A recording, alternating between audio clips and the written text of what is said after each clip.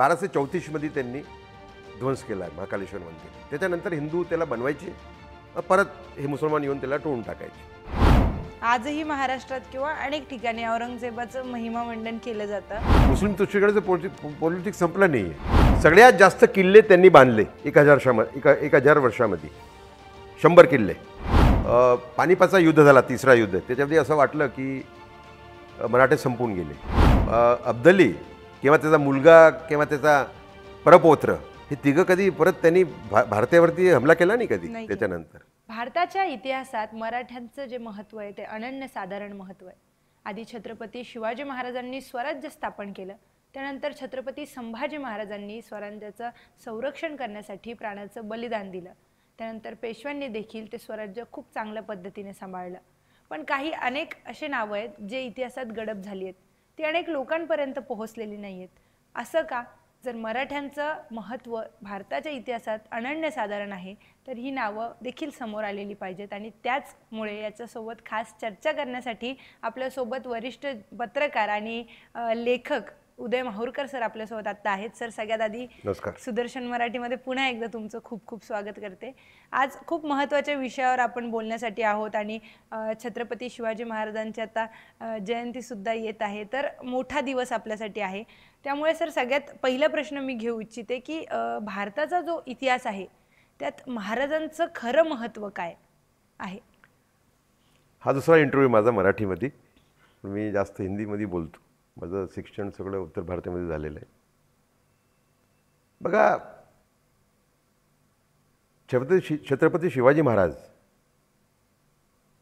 त्यांचं वर्णन आपल्या इतिहासामध्ये एक वीर योद्धा म्हणून आहे.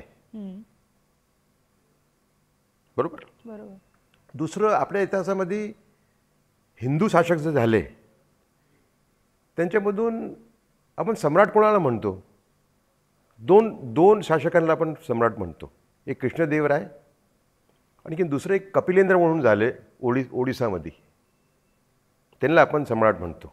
त्यांनी पण खूप तलवार गाजवली होती. म्हणजे त्यांनी ओरिसावरून वाराणसीपर्यंत त्यांनी आक्रमण केलं होतं.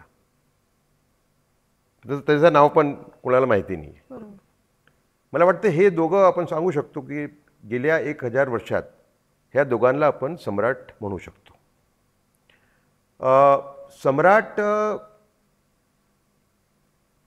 कोणाला म्हणायलासाठी त्याचं रिक्वायरमेंट काय? एक,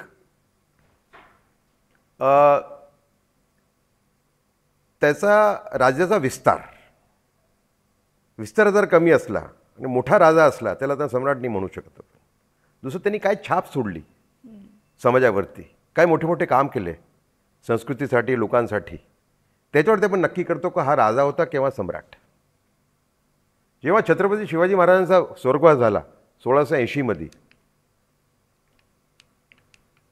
तेव्हा आपण त्याला म्हणतो राजा.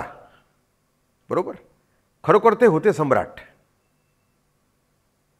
कारण त्यांचा राज्याचा विस्तार इतका मोठा होता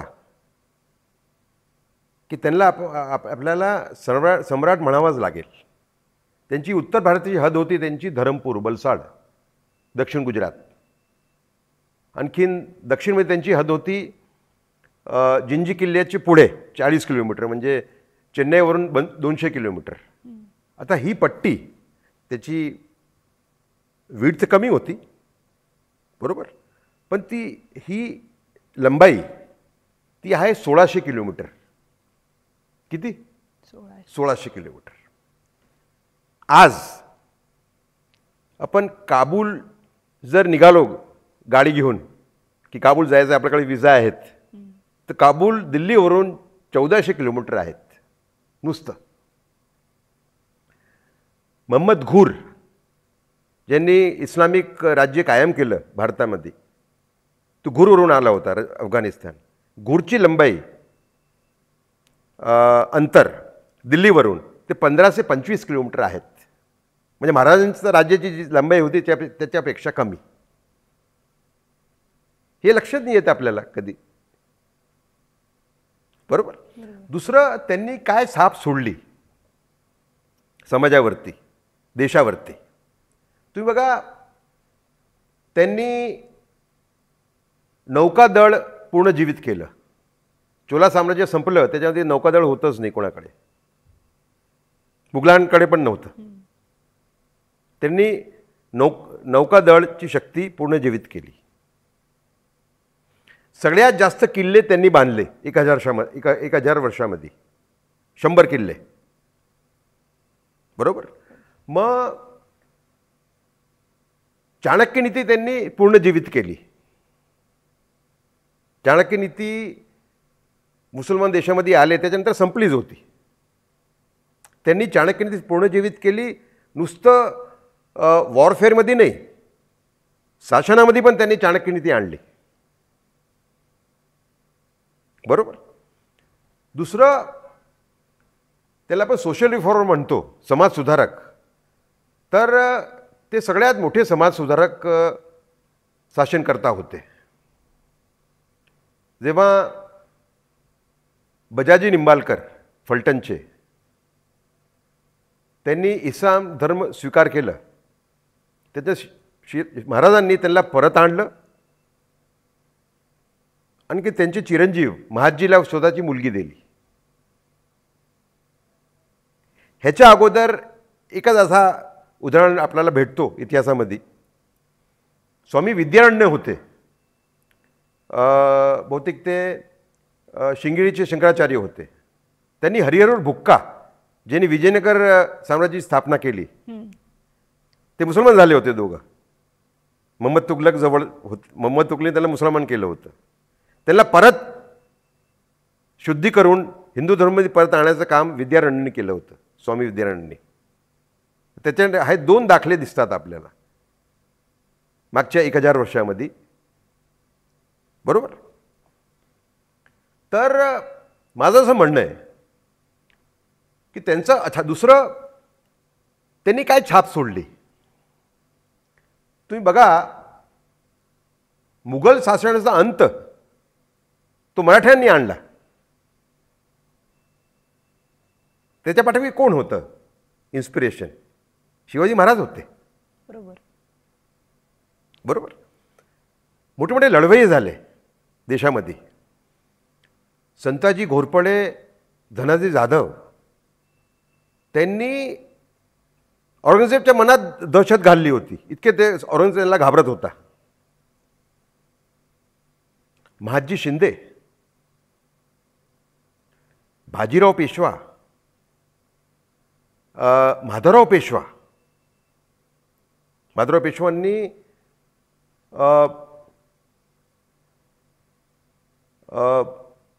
हैदर अली, टिपूचा बाप, त्याला 4दा त्याला परास्त केलं. म्हणजे जर हे ते राहिले असते, ते 27 वर्षामध्ये गेले, लवकर गेले, ते जास्त राहिले असते तर हैदर अली हा नावच नसता इतिहासामध्ये. सर, महाराज ते हे सगळे लढवय्ये झाले, मोठे मोठे शासक झाले, कुणामुळे? छत्रपतीमुळे. म्हणून असं मी म्हणतोय की छत्रपती शिवाजी महाराज ते सम्राट होते. दुसरं, ते 1000 वर्षाचे सगळ्यात मोठे हिंदू शासक होते. आता हा स्टेटमेंट करायला खूप अभ्यास पाहिजे, कारण पुढे राणा कुंभ झाले, कृष्णदेवराय झाले. पण मी जे खूप त्यांचा अभ्यास केला सगळ्यांचा, मला वाटतं की छत्रपती शिवाजी महाराज हे गेले 1000 वर्षात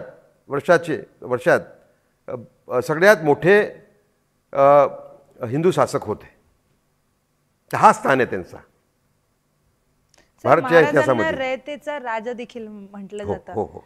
कारण की एखाद्या प्रजेवर राज्य करणं आणि त्यांचा रयतेचा राजा होणं या 2 खूप वेगळ्या गोष्टी आहेत. प्रश्नच नाही. तर लोकांना इतका आवडणारा राजा हा का होतो याच्या मागे अनेक कारणे आहेत. तर महाराजांच्या काळात महिलांची जी इज्जत होती ती प्रचंड प्रमाणात महिलांना रिस्पेक्ट त्या काळात मिळायची. अशी कधी काही गोष्ट आहेत तशी अनेक गोष्टी आहेत. शत्रूंच्या ज्या पत्नी होत्या किंवा शत्रूच्या भागात ज्या महिला होत्या ज्यांच्या अगर राज्य केले, त्यांच्यावर सुद्धा आपण ते स्वराज्य मिळवलंय, त्यांच्यावर राज्य केलंय.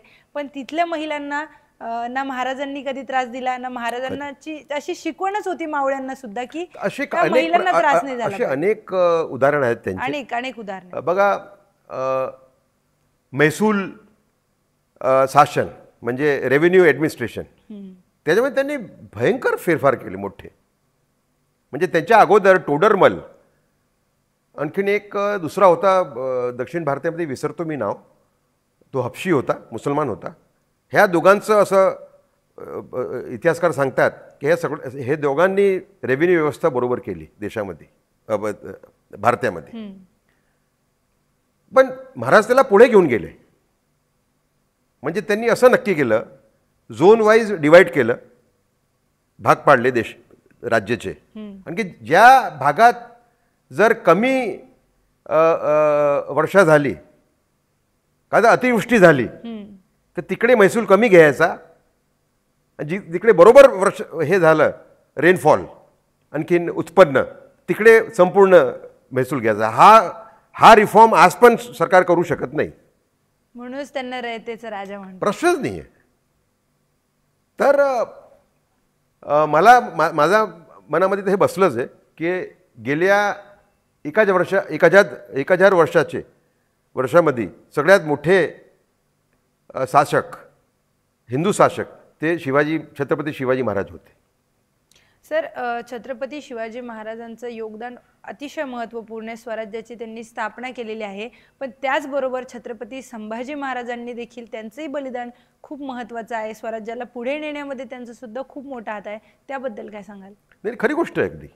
कारण माझ्याकडे एक ईश्वरदास नागर आहे. नागर होता, एक इतिहासकार पण होता, आणखीन औरंगजेबचा खास माणूस होता ईश्वरदास नागर. त्याचं जे पुस्तक आहे त्याच्यामध्ये त्यांचं शूरवीरता भयंकर वर्णन आहे. तर त्याच्यावर येतो मी. त्याच्या आधी आपण सांगू तर बघा, श्रीमती प्रोफेसर कमल गोखले झाले, आता शांत झालेत ते.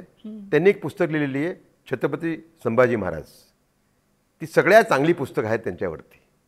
त्याच्यामध्ये त्यांनी खूप वर्णन केलं आहे, कसे ते शासन चालवत होते, कसे ते रयतेसाठी रयतेला त्रास नाही द्यायचं त्याचं प्रयत्न करत होते. बरोबर, कसं त्यांनी वेगवेगळ्या लढाईमध्ये शूरवीरता दाखवली. बरोबर. आणखीन गोवा तर त्यांनी ताबीज केला असता. गोवा म्हणजे असं होतं की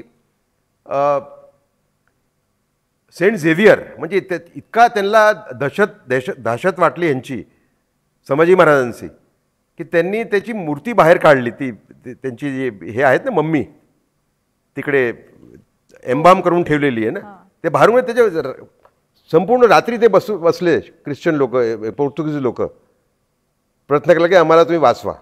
नाही, काय असं झालं की संभाजी महाराज पोचू नाही शकले पंजीमपर्यंत. वरतून काय त्रास झाला त्यांना मुघलकडून, म्हणून ते परत जावं लागलं त्यांना.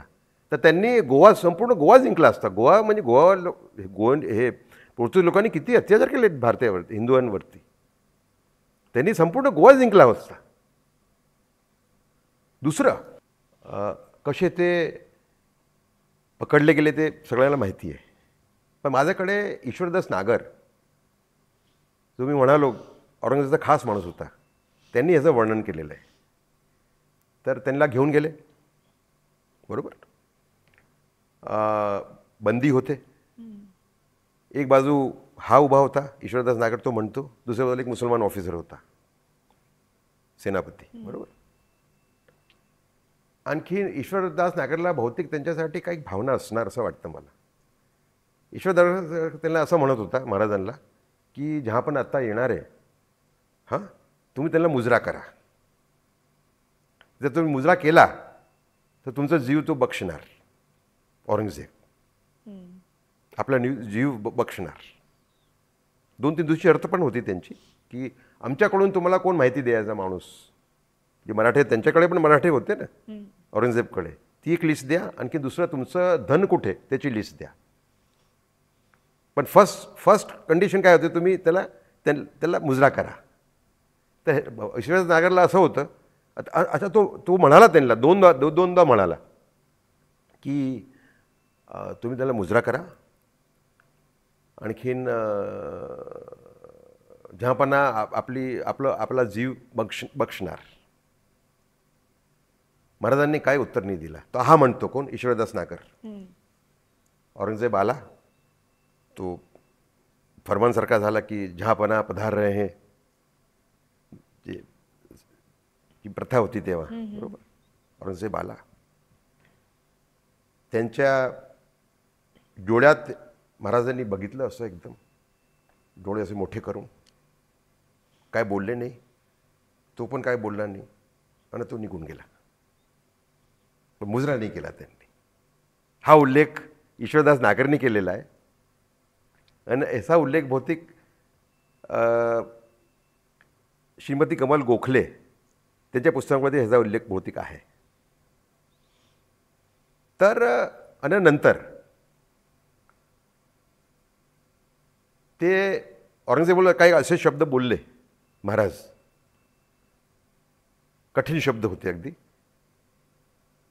की जेव्हा तो गेला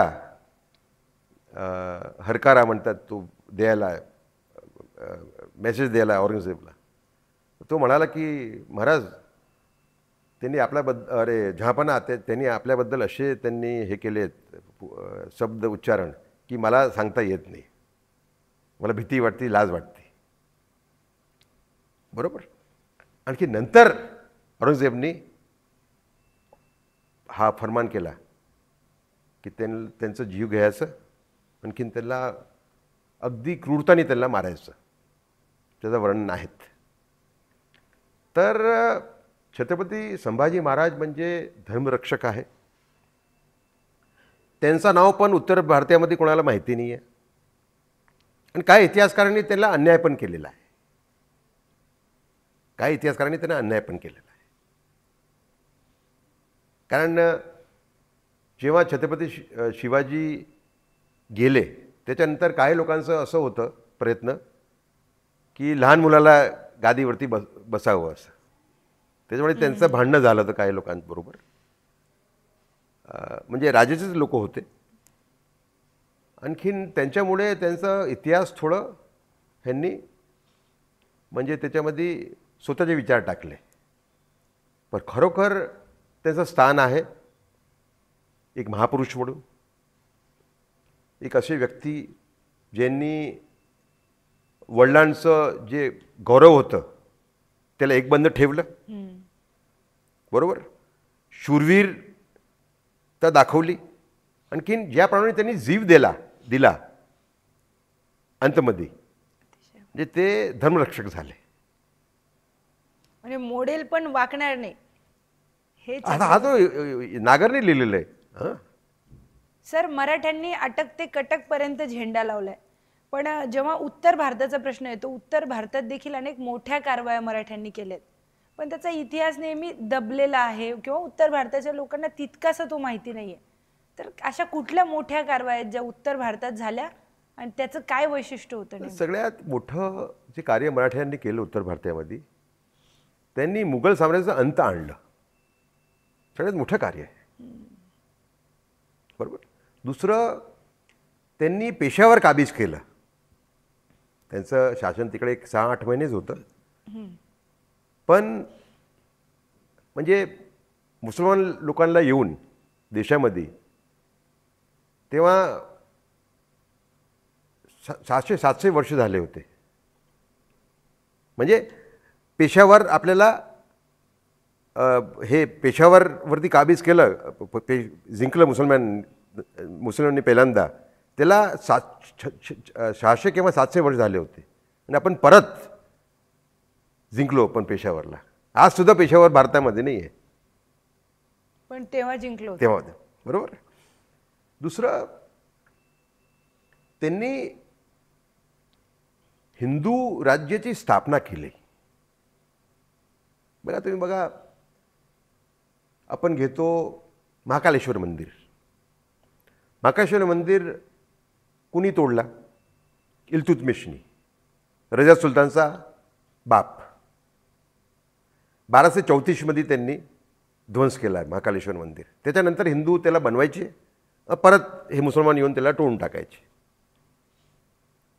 हा प्रकार चालला 500 वर्ष. अंतमध्ये राणोजी शिंदे ग्वालियरचे सिंधिया वंश आहेत त्याचे संस्थापक, त्यांना हे जागीर म्हणून मिळालं उज्जैन पेशवाकडून, बरोबर. आणखीन त्यांचं नाव आपण घ्यावं. त्यांचे दिवाण, त्यांचं नाव होतं सुकटणकर, रामचंद्र बाबा सुकटणकर. त्याला म्हणतात रामचंद्र बाबा शेणवी मराठा इतिहासामध्ये. ह्या दोघांनी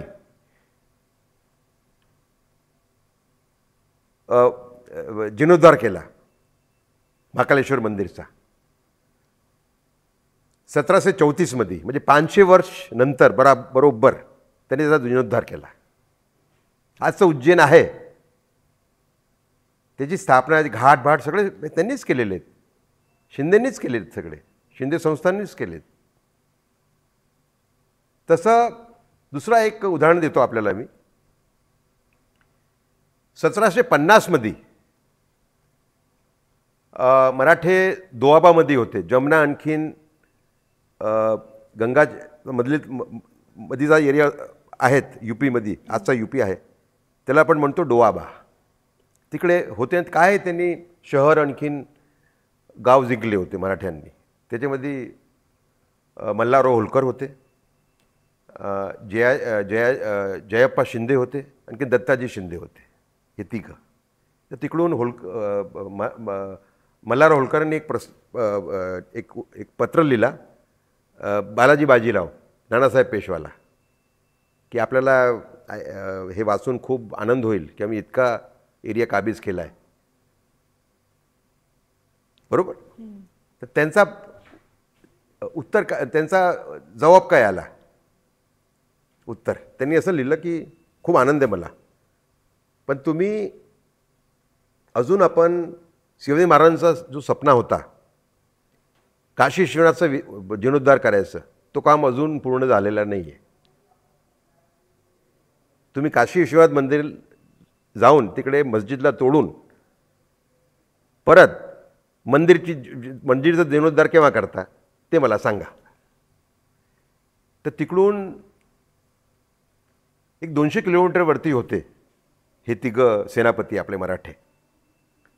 तर दीक्षितजी महाराज होते तिकडचे काय म्हणतात पुजारी फॅमिली काशी विश्वनाथची. त्यांना ते टचमध्ये होते, सिक्रेट म्हणजे लपून मल्हारराव होलकर बरोबर. तर मल्हारराव होलकरने त्यांना एक पत्र पाठवला की तुम्ही तयार राहा, आम्ही येतोय तिकडे. आणखीन आम्ही हे मंदिरचं हे मस्जिदला पाडून टाकू आणि त्याच्या आणखीन मंदिरचं काशी विश्वनाथचं जीर्णोद्धार परत करू. तर काय झालं माहिती आहे, काय परिस्थिती होती उत्तर भारताची तेव्हा. ह्याच्यामध्ये तुम्हाला कळेल की काय आपला मोठा मराठ्या लोकांचं काय योगदान आहे. तिकडून दीक्षित महाराजकडनं माणूस पळत आला यांच्याकडे. तो बोला नाही तसा नका करू तुम्ही, आपण परत गेला ते आमच्यावरती आम्हाला खूप त्रास देणार आहे मुसलमान. ही गुलामी म्हणजे गुलामीची जी ही मानसिकता त्याच्यामधून म्हणजे मराठ्याला उत्तर भारताला येऊन 1750मध्ये एक 20 वर्ष झाले होते, पण तरी ती गुलामीची मानसिकता गेली नव्हती. घाबरायचे लोक. तुम्ही बघा असे 3 मोठे सेनापती मल्हारराव होलकर, जयप्पा सिंधिया, दत्ताजी शिंदे, शूरवीर अगदी. हे तिघं ते पुजारीला मेसेज पाठवत आहे की आम्ही येतोय तिकडे आणखी आम्ही काशी विश्वनाथ मंदिरचं परत जीर्णोद्धार करू. तो तिकडून माणूस पाठव की तुम्ही नका करू जीर्णोद्धार, कारण तुम्ही गेल्यानंतर हे लोक आम्हाला खूप त्रास देणार. ही मानसिकता होती. असे काही मंदिर मथुराचे मंदिर आहे त्याचं जीर्णोद्धार पण मराठे आणखीन जाटनेच केलेलं आहे. जाटचं पण योगदान आहे त्याच्यामध्ये. तर मी असं म्हणतो की ह्याच्यावरती एक रिसर्च व्हायला पाहिजे की किती मंदिराचं मराठ्यांनी जीर्णोद्धार केला उत्तर भारतामध्ये, ह्याच्यावरती एक स्टडी पाहिजे. बाजीराव पेशवानी काय मोठं काम केलं. बाजीराव पेशवा आग्र्याला होते आणि तेव्हा त्यांची एक लहान तुकडी होती. त्याचे सेनापती होते विठोजी बुळे. तर सादत खान मुघल सेनापती होता, त्यांनी ती तुकडीला परास्त केलं. पण त्याला काय वाटलं की हीच मराठा सेना होती संपूर्ण. तर त्यांनी असं एक पत्र पाठवला मुघल बादशाला की आम्ही मराठ्यांना परास्त केला आहे. आणखीन खूप जशन सुरू केला त्यांनी आग्र्यामध्ये. बाजीराव अगदी जवळच होते, त्यांना कळलं हे. त्यांना असं वाटलं की ह्यांना आता पाठ आपण शिकवू. तर तिकडूनच ते दिल्लीला निघाले. त्यांच्याकडे तोप नव्हती. लाल किल्ल्यावरती आले. स्वतःला त्यांनी तोपच्या रेंजच्या बाहेर ठेवलं की बाणाने हे केला वार. आणि नंतर एक अशी स्ट्रॅटेजी केली त्यांनी, घणीमी कावा म्हणतो आपण, ते असे मोडले, आणखीन पळायला लागले मुद्दाम. मुघल सैन्याला काय वाटलं की हे पडून राहिलेत, ते तोप सोडून यांच्या पाठीमागे लागले. आणखी एक 25 किलोमीटर जाऊन ते फिरले परत आणि इतका परास्त केला मुघल सैन्याला. मुघल सेनाचे 6 ते 8 सेनापती संपले त्याच्यामध्ये. आणि मराठ्यांचं नुकसान काय झालं माहिती आहे. एक इंद्रोजी कदम म्हणून एक होते सेनापती, त्यांना काय जखमी झाले होते. ते एक पण माणूस आपला पडला नाही मराठ्यांचा. म्हणजे इतकं युद्ध कौशल्य होतं. तोप शिवाय लाल किल्ल्यावरती हल्ला करायचा आणि अशी स्ट्रॅटेजी करायची, घणीमी कावा असा करायचा की त्याला बाहेर काढून आणलं आणि त्याला परास्त केलं. तर युद्ध कौशल बघा, फील्ड मार्शल मोंटोगोमरी आहेत. फील्ड मार्शल मोंटोगोमरी ही गोष्ट उत्तर भारताची नाही आहे, पालखेडची आहे. महाराष्ट्रामध्ये पालखेडची लढाई निजाम समोर झाली होती. ते म्हणतात की it is for strategy the battle of Palkhed 1728 मध्ये. For strategy it is one of the top 50 battles of the world. त्यांची पुस्तक आहे. फील्ड मार्शल मोंटोगोमरी म्हणजे वर्ल्ड वॉरचे हिरो, विश्वयुद्धचे. दुसरे विश्वयुद्धचे हिरो होते ते फील्ड मार्शल मोंटोगोमरी. त्यांनी एक पुस्तक लिहिलेली, त्याच्यामध्ये 50 best battles of the world for strategy अशी एक पुस्तक आहे. त्याच्यामध्ये याचा उल्लेख आहे. पालखेडची लढाई मराठ्यांचं मोठं योगदान आहे. सर, जेव्हा छत्रपतींनंतर मग महादजी शिंदे सुद्धा होते. तर बरेच लोकांचं योगदान खूप मोठं आहे स्वराज्यासाठी. पण महादजी शिंदेंचा जो इतिहास आहे तो उत्तर भारतीयांना तितकासा माहीत नाही आहे. तर महादजी शिंदेबद्दल काही सांगा. महादजी शिंदे एक मोठे सेनापती होते. आणखीन ते बघा ना, ते आपण त्याला म्हणायला गेलो तर त्यांना पद नाही मिळालं, पद नाही घेतलं त्यांनी. पण ते एक एम्परर सारखेच होते. म्हणजे ते काय म्हणतात, सम्राट सारखेच होते. कारण ते शाह आलम II मुघल बादशाह त्याचे वकिली मुत्तालिक होते. सगळे ते चालवायचे देशामध्ये.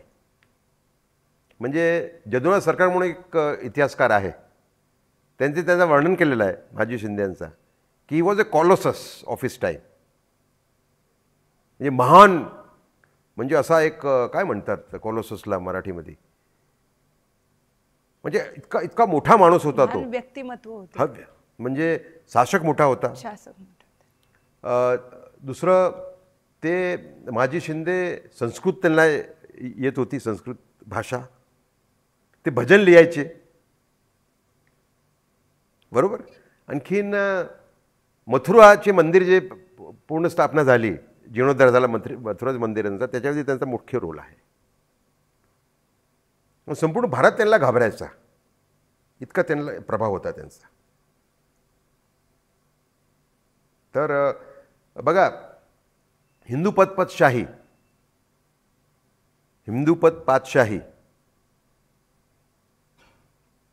ते त्यांनी इस्टॅब्लिश करून दाखवली. बघा, पानिपतचा युद्ध झाला, तिसरा युद्ध, त्याच्यामध्ये असं वाटलं की मराठे संपून गेले. त्याच्यानंतर त्यांनी मराठा साम्राज्याची पूर्ण स्थापना केली महादजी शिंदेंनी. ह्या तुम्ही बघा की अब्दाली किंवा त्याचा मुलगा किंवा त्याचा परपौत्र हे तिघं कधी परत त्यांनी भारतावरती हमला केला नाही कधी त्याच्यानंतर. ॲक्च्युली पानिपतचा तुम्ही मुद्दा काढला म्हणून सांगते. पानिपतला शौर्य दिवस एक साजरा केला जातो. रिसेंटली आपण सुदर्शन न्यूजच्या माध्यमातून तिथे कव्हरेज देखील केलं. माझे पूर्वज भिकाजीराव माहूरकर पानिपतवरती होते त्या दिवशी. आणखीन ह्यांचं जे कॉन्टिजेंट होतं सदाशिवराव भाऊ त्याच्यामध्ये होते, जखमी झाले होते. तेच माझे पूर्वज टिपू सुलतान समोर पण लढले होते. बदामी किल्ल्याची लढाई आहे 1786ची, त्याच्यामध्ये काय म्हणता आपण. तिथे जाऊन एक कळालं की जर पानिपतचं युद्ध मराठे हारले असं इतिहासकार म्हणतात, तर मग तिथे अब्दालीचं राज्य का नाही. जर एखादं युद्ध, एखादं राज्य, एखादा व्यक्ती किंवा त्याची सेना जिंकतोय तर तिथे त्याचं स्वराज्य पाहिजे, तिथे त्याचं राज्य पाहिजे.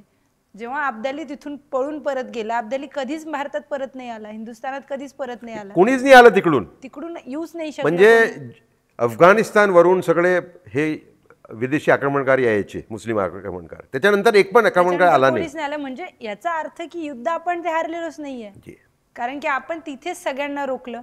आणि सगळ्यात मोठं मराठ्यांचं योगदान पानिपतला काय, कारण की आपल्या राज्याची सीमा सोडून नॉर्थमध्ये येणं, पानिपतपर्यंत येणं, इतकी बलाढ्य, इतके मावळ्यांना घेऊन, सेनेला घेऊन आणि तिथं येऊन सगळ्या पराक्रमणकारांना रोखणं ही मोठी गोष्ट आहे. मराठ्यांनी कधीच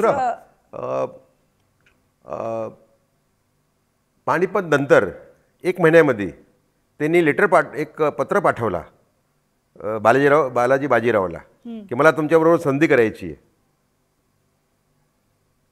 त्यांनी अब्दालीने आता वर्णन काय केलं त्यांनी माधवसिंग, जयपूरचे राजा होते माधवसिंग, त्यांना एक पत्र पाठवला की मी जिंकलोय, पण हे मराठ्यांनी जे पराक्रम दाखवला आहे पानिपतावरती त्याचं वर्णन मी करू शकत नाही. अगदी हो, तसं त्यांनी स्वतःने लिहिलेलं आहे हा पत्र. म्हणजे तिथे जे मराठे तिथेच राहिलेले आहेत ते अजूनही तिथे आहेत, रोड मराठा आहेत. अतिशय आदर आहे या सगळ्या गोष्टींचा. म्हणजे जितकं रक्त त्या दिवशी पानिपतमध्ये वाहिलं होतं, पण मराठ्यांची जी आजही शौर्याची गाथा तिथे गायली जाते. सगळ्यात विडंबना ही आहे, विटंबना. हा इतिहास उत्तर भारतामध्ये कोणाला माहिती नाही इतकं. कारण काय? कारण हे आहे की जे काँग्रेसचे शासक आले, आणखीन काँग्रेसची जी सरकार होती, पहिली सरकार पण जी होती ती मुस्लिम परस्त सरकार होती. आणखीन भारताचे पहिले शिक्षण मंत्री झाले अबुल कलाम आझाद. त्याच्यामुळे त्याच्यानंतर परत हे मुसलमानच झाले शिक्षण मंत्री. त्याच्यामुळे काय झालं की हे सगळं बघा, मराठाचं मेन काय कंट्रीब्युशन, त्यांनी जिंकायचं कसं विदेशी आक्रमणकार समोर, ते देशाला त्यांनी शिकवलं. बरोबर. छत्रपती शिवाजी महाराजांचं काय योगदान, सगळ्यात मोठं योगदान आहे की त्यांनी शिकवलं हिंदू लोकांना की तुम्ही जिंकू शकता. दुसऱ्याची गुलामगिरी करण्यापेक्षा स्वतःचं स्वराज्य नाही, तुम्ही गुलामगिरी तर नाही केली. गुलामगिरी बघा, गुलामगिरी राणा प्रतापने पण नाही केली, बरोबर, तसं नाही आहे. पण जिंकायचं कसं, गनिमी कावा किंवा स्ट्रॅटेजी बनवून कसं काय जिंकायचं ते आपण शिकवलं मराठ्यांनी, आणखी शिवाजी महाराजांनी. सर संताजी घोरपडे आणि धनाजी जाधव यांसारख्या सुद्धा वीरांनी औरंगजेबाच्या गोटात भीती निर्माण केली होती, तर त्यांचा इतिहासही फारसा सांगितलं जात नाही, त्याबद्दल काय? विडंबना आहे मोठी ही. कारण धनाजी जाधव आणखीन संताजी घोरपडे त्यांनी म्हणजे दहशत घालली होती औरंगजेबाच्या मनात, हा उल्लेख रामचंद्रपंत अमात्याने केलेला आहे.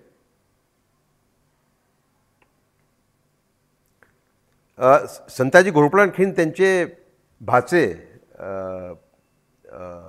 विठोजी चव्हाण, हिम्मत बहादूर ह्या दोघांनी कोरेगावला होता हा औरंगजेब, त्याच्या कॅम्पवरती हे केलं, आक्रमण केलं.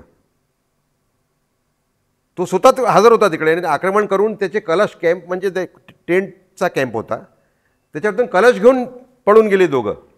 ही सगळी गोष्ट माहितीच नाही उत्तर भारतामध्ये. म्हणजे संताजी घोरपडे जर तुम्ही लिस्ट केली, एक लिस्ट बनवली, महान लढवय्ये, तर असं 1000 वर्षामध्ये 10 महान लढवय्ये अशी एक तुम्ही लिस्ट बनवली तुम्ही जर, तर त्यांचं नाव पहिले 15 मध्ये असू शकतो, 10-15 मध्ये. अनेक सेनापतीला त्यांनी परास्त करून बंदी बनवले आणि नंतर पैसे घेऊन सोडून टाकलं. म्हणजे गनिमी कावाचा एक सगळ्यात मोठा काय म्हणतात लढवय्या म्हणजे संताजी घोरपडे. सगळ्यांचं कोणाला नावच माहिती नाही आहे उत्तर भारतामध्ये. म्हणजे हा जो प्रयास झाला की गौरवपूर्ण इतिहास त्याला दाबून टाका, त्याच्यामुळे ही परिस्थिती घडली की उत्तर भारतामध्ये ह्या लोकांचं नावच माहिती नाही कोणाला. म्हणजे जाणून बुजून हे सगळं दाबण्यात आलं. नाही, बघा अबुल कलाम जे होते ते वहाबी होते. ते पाकिस्तान बरोबर कशाला नाही गेले त्याची वेगळी गोष्ट आहे, त्याच्यावरती दुसरं एक इंटरव्ह्यू ठेवू, बरोबर. पण त्यांनी 2 मोठे इतिहासकार R.C. मुजुमदार आणखीन जदुनाथ सरकार, जे मुस्लिम बाबतात खरं लिहित होते, बरोबर, मुस्लिम आक्रमणकार बाबतात, तर त्यांना असे छोटे केले त्यांनी. आणि दुसरा ह्याच्यामुळे मराठा इतिहास कळला नाही लोकांना उत्तर भारतामध्ये. आता एक तबलीग जमाचा एक माणूस आहे,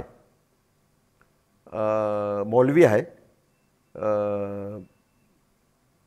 पाकिस्तानमध्ये. त्याची एक व्हिडिओ फुटेज आहे, तो तबलीग जमातच्या लोकांना तो तक्रीर करून राहिला आहे. त्याच्यामध्ये तो म्हणतो तो मराठे असं करून, त्याचा काय त्यांनी एक सांगतो, त्यांनी कौतुक केलेलं आहे का औरंगजेबला म्हणजे he made Marathas made Aurangzeb life miserable असा उल्लेख केला आहे त्यांनी त्या स्पीचमध्ये, तक्रीरमध्ये. आजही महाराष्ट्रात किंवा अनेक ठिकाणी औरंगजेबाचं महिमा मंडन केलं जातं. किती वाईट गोष्ट आहे जर छत्रपती शिवाजी महाराजांच्या महाराष्ट्रात आज औरंगजेबाचं महिमा मंडन केलं जातं. अशा अनेक उदाहरणं, अशा अनेक व्हिडिओ आपण पॉलिटिक्स तसं आहे ना. मुस्लिम तुष्टीकरणाचं पॉलिटिक्स संपलं नाही आहे. हे महिमा मंडन केव्हा बंद होणार? जेव्हा हा पॉलिटिक्स संपणार मुस्लिम तुष्टीकरणाचा, बरोबर, तेव्हाच हे बंद होणार. पण तरी आता एक 10 वर्षात एक परिस्थिती थोडी चेंज झालेली आहे. आता काही लोकांना मी खूप पोस्ट करतो फेसबुकमध्ये, माझी फेसबुक पोस्ट ह्या लोकांवरती खूप येते, संताजीवरती. धनाजी जाधव आहे. हो, धनाजी जाधव पण मोठे लढवय्ये होते. एकंदरीतच जर सर आपण बघितलं तर उत्तर भारतात असो किंवा सगळ्याच भारतात असो, मराठ्यांचं काम जे आहे ते भारतीय इतिहासात अनन्यसाधारण आहे. अटक ते कटकपर्यंत मराठ्यांनी झेंडा लावलाय. आणि जर मराठे नसते तर कदाचित मुघलांना बाहेर काढणं भारतातून अशक्य झालं असतं. आज राज करत होते. जर मराठे नसते तर आज पण मला वाटतं की मुघलच भारतावरती राज्य करत असते. त्यामुळे आणि तुम्ही जे वक्तव्य केलं छत्रपती शिवाजी महाराजांबद्दल की ते एक सगळ्यात मोठे हिंदू शासक होते 1000 वर्षात. 1000 वर्षात. हो. ते खूप मोठं वक्तव्य आहे. त्या वक्तव्याला थोडंसं त्याच्याबद्दल सांगा. मी सांगितलं मी बघा, चाणक्य नीती संपली होती देशामध्ये, त्यांनी पुनर्जीवित केली. आणखीन नुसतं युद्धनीतीमध्ये नाही, शासनमध्ये पण चाणक्य नीती आणली त्यांनी. चाणक्य नीती म्हणजे नुसतं युद्धपर्यंत लिमिटेड नाही आहे चाणक्य नीती. चाणक्य नीती म्हणजे तुम्ही प्रजालक्षी शासन कसं काय तुम्ही देऊ शकता, तो मेन ह्याचा हे आहे, काय म्हणतात, फोकस चाणक्य नीतीचा. बरोबर. तर मी म्हणालो तसं की त्यांनी चाणक्य नीती पुनर्जीवित केली. युद्धमध्ये सगळ्यात मोठा एक्झाम्पल त्याचा आहे, उदाहरण, तो अफजल खाना जसा त्यांनी अफजल खानला संपवला महाराजांनी. तुम्ही बघा काय त्यांनी म्हणजे बघा, अफजल खाननी जेव्हा तो निघाला विजापूरवरून, तर त्याने काही मंदिर तोडले. जेजुरी, त्याच्या आधी महाराजांचं हे कुलदेवी तुळजा भवानी, तो मंदिर त्यांनी तोडला. बरोबर. त्याचा काय विचार काय होता की महाराज रागवणार आणि समोरून येणार त्याच्याकडे. त्यांनी स्ट्रॅटेजी चेंज केली महाराजांनी. महाराज बोलले की मी आता डोंगरावरती जातो. महाराजांचे लोक त्याला म्हणाले की महाराज, सगळं वाटलं की तुम्ही पळाला, तुम्ही असं वाटलं सगळ्यांना. बोले हो, तसंच मला पाहिजे. त्याला असं वाटायला पाहिजे की मी घाबरलो आहे, म्हणून ते प्रतापगडला जाऊन बसले. मग त्याला कळलं की आता माझी तोपचं काय, ह्याच्यामध्ये तोपाचं काही काम नाही आहे. तो तोप घेऊन आला होता खूप. त्याला कळून गेलं की जर महाराज वरती गेले तर आता माझं तोपचं काम नाही, ह्याच्यामध्ये काही लढाई शक्य नाही. बरोबर. का जंगल होतो भयंकर तेव्हा. तो वाईत आला. तो वाई तिकडून प्रतापगडवरून 27 किलोमीटर आहे वाई. तिकडे तो बसला. त्यांनी कॅम्प टाकलाच, अड्डा केला स्वतःचा. तिकडून त्यांनी स्ट्रॅटेजी चेंज केली. तो पण एक चाणक्य नीतीसारखाच खेळत होता. त्यांनी मेसेज पाठवला महाराजांना की तुम्ही माझे भाचे आहात. आपले वडील माझ्याबरोबर होते, माझे मित्र होते, मित्र नव्हते पण मित्र होते. बरोबर. आणखीन आपण मला भेटायला या वाईला. हां, आपली थोडी चूक झाली आहे, आपली तशी नाही आहे, थोडी चूक केलेली आहे आपण. पण मी सुलतानला म्हणतो की आपली माफी आपल्याला द्यावी. बरोबर. तर हे खूप चाललं. आणखीन महाराजांकडून पंताजी गोपीनाथ होते. म्हणजे त्यांच्यासाठी असं म्हणतात महाराष्ट्रामध्ये की वकीलगिरी जर करावी तर पंताजी गोपीनाथ सारखी. महाराजांनी त्यांना सांगितलं, पंताजी काका म्हणत होते त्याला, की पंताजी काका, काही करून तुम्ही अफजल खानला इथे प्रतापगडला घेऊन या. आणखी अफजल खान आला. आणखी त्याला असं त्यांनी असं एक चित्र हे निर्माण केलं त्याच्यासमोर. तर त्यांनी बख्तर पण नाही घालला. औरंगजेबनी अफजल खानने बख्तरच घालला नव्हता. तसं वाटलं की ह्याला तर आपण 1 मिनिटात संपून टाकू. महाराजांनी बख्तर घालला होता. जेव्हा त्यांनी असं एम्ब्रेस घेतलं, आणखीन खंजर मारायचा प्रयत्न केला, तर बख्तर होता महाराजांकडे. त्यांनी बख्तर नव्हता घालला. म्हणजे पंताजी गोपीनाथनी वकीलगिरी कशी केली असेल त्याचा अंदाज तुम्ही करा. आज महाराष्ट्रात अनेक ठिकाणी जेव्हा देखावे हे केले जातात, अफजल खानाचा वध असलेला देखावा गणपती महोत्सवात केला जातो किंवा अनेक ठिकाणी दाखवला जातो, तर तिथे लोकांच्या भावना दुखावतात. आता यात भावना दुखावण्यासारखं काय हे मला अजूनही कळालेलं नाहीये. जर महाराजांच्या शौर्याची कथा आपण सांगतोय तर ही कथा तर सगळ्यांनाच आपलीशी वाटली पाहिजे. मी काय म्हणालो की जिथपर्यंत मुस्लिम तुच्छीकरण म्हणून एक काय म्हणतात एक बिमारी भारतामध्ये राहणार, तर तेव्हा हे सगळं शक्य आहे. असो तर सर, आत्ताची जी पिढी आहे, आत्ताच्या पिढीला महाराजांकडून काय शिकलं पाहिजे? कारण की तेव्हा जेव्हा मुठ्ठीभर मावळ्यांना घेऊन स्वराज्य निर्माण करणं, जेव्हा की सगळीकडून शत्रू भरलेले आहेत, आज तर परिस्थिती फार वेगळी आहे. पण आजही समाजात अशा विचार प्रवृत्ती, विचारसरणी, विचार प्रवाह आहेत जे बघा अतिशय विकृत आहेत. त्या दिवशी सुद्धा आपण डिजिटल प्लॅटफॉर्म बद्दल बोललो. तर एकंदरीत छत्रपती शिवाजी महाराजांकडून आजच्या तरुणांनी काय शिकलं पाहिजे? बघा, आपण एक नेम घेतलेली आहे की भारताला आपण विश्वगुरू बनवू, महान देश बनवू. त्याच्यामध्ये ह्या विचारला जर आपल्याला सक्सेस करायचं असेल तर आपल्याला हे छत्रपती शिवाजी महाराजांचा उदाहरण शिवाय होऊ शकत नाही. बरोबर. आणि त्याच्यामध्ये सगळ्यात मोठा चॅलेंज आहे आपल्या समोर, तो हे सगळं घाणेरडं जे येतं फोनवरती, ज्याला आपण म्हणतो सेक्शुअली परवर्टेड कंटेंट, त्याच्यामुळे बलात्कार वाढलेले आहेत,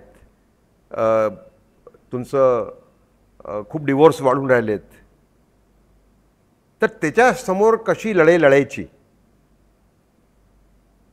हा उदाहरण आपण घ्यावा आजच्या युवांनी छत्रपती शिवाजी महाराजकडून. हा सगळ्यात मोठा चॅलेंज आहे. बाकी काम तर सगळं चांगलं चाललं आहे.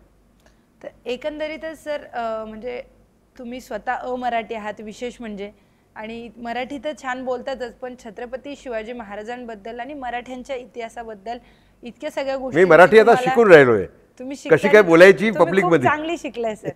तर या सगळ्या गोष्टी माहिती असणं आणि या सगळ्या गोष्टींचा इतका अभ्यास तुमचा आहे, म्हणजे मी विशेष करून दर्शकांना सांगू इच्छिते की सरांनी स्वतःहून हा विषय घेतला आज बोलण्यासाठी की आपण मराठ्यांच्या इतिहासावर बोलू आणि भारताच्या इतिहासात मराठ्यांचं योगदान किती जास्त आहे याचं महत्त्व मी दर्शकांना सांगू इच्छितो. असं सरांनी स्वतःहूनच मला रिक्वेस्ट केली की मी याच्याबद्दल सांगतो, कारण मला याचा खूप अभ्यास आहे.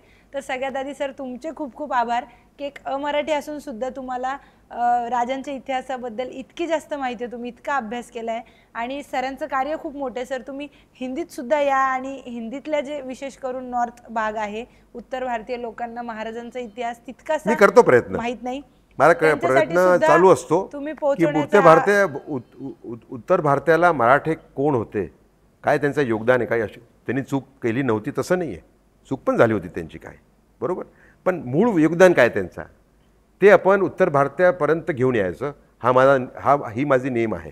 खूप खूप सर धन्यवाद. आणि सगळ्याच तरुणांनी, पूर्ण भारताच्या तरुणांनी महाराजांचा आदर्श घ्यावा आणि महाराजांचा सारखं स्वतःच बदल घडण्याचा प्रयत्न करावा. इतकीच तर महाराजांच्या जन्मदिनी आपण ही सगळ्यांनाच सांगू इच्छितो. आणि सर खूप खूप धन्यवाद आपण आलात. पुढचा मुद्दा काय असावा सरांसोबत, आपण एक सरांसोबत मालिका करतोय मुलाखतींची, तर पुढचा मुद्दा सरांसोबत काय असावा? सध्या सगळ्यात मोठा चॅलेंज आहे संस्कृती रक्षण. हे सगळं घाणेरडं येऊन राहिलं त्याच्यासमोर, त्याच्यामध्ये महाराजांचा मोठा रोल आहे. त्यांच्याकडून आपण इन्स्पिरेशन घ्यायचं. आणखीन हे लोक आहेत घाणेरडे लोक, जे घाणेरडं देऊन राहिले आहेत, त्याला परास्त करायचं, असं माझं म्हणणं आहे. तर सर खूप छान वाटलं तुमच्याशी बोलून. तर मी दर्शकांना सांगू इच्छिते की पुढचा कुठला मुद्दा असावा ज्या विषयावर आपण सरांशी चर्चा केली पाहिजे, कमेंटमध्ये आम्हाला नक्की सांगा. आणि तुम्ही अशाच अधिक माहितीपूर्व व्हिडिओसाठी पाहत राहा सुदर्शन मराठी.